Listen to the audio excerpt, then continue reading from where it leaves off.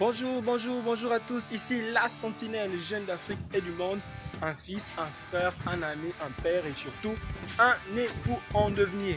Alors aujourd'hui dans le sentier du jour, nous allons aborder la question de la sexualité chez les jeunes.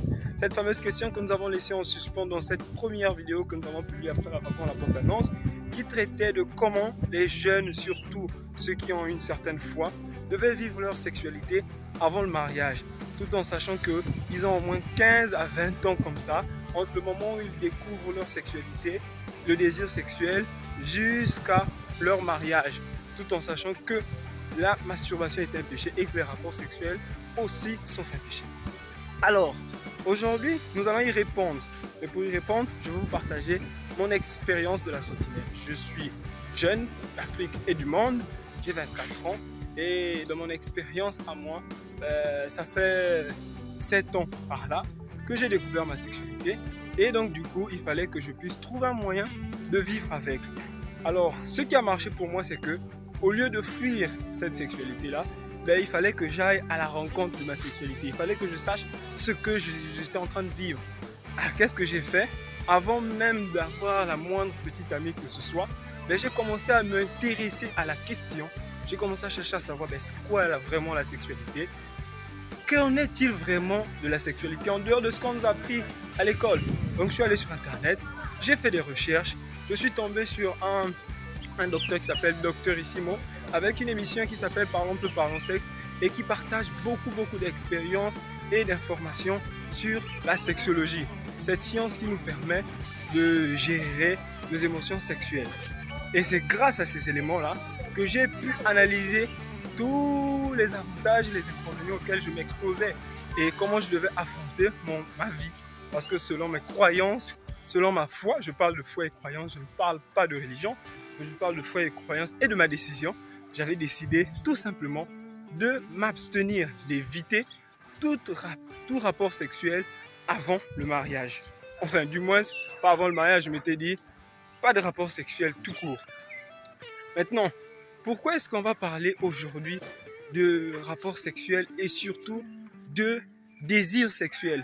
Parce qu'aujourd'hui, il y a un phénomène qui se passe, c'est que surtout les jeunes chrétiens, je parle de ma communauté chrétienne, on est mal informé sur le sexe.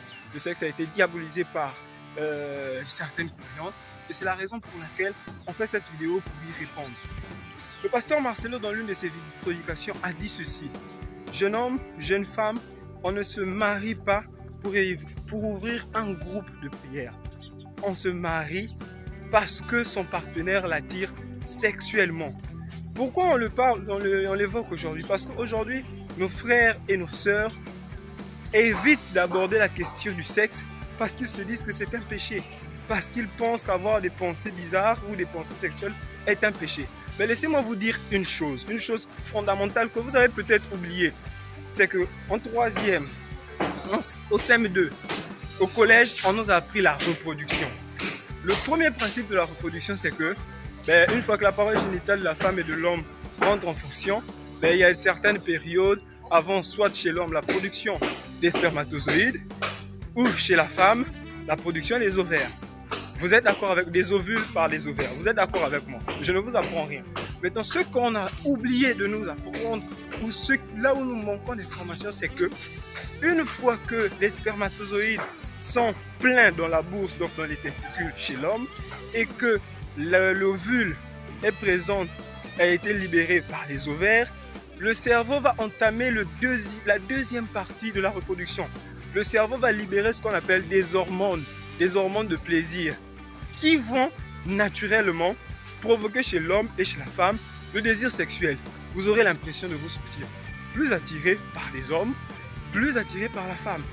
Et généralement, chez la femme, ce désir sexuel est accentué le jour de son ovulation.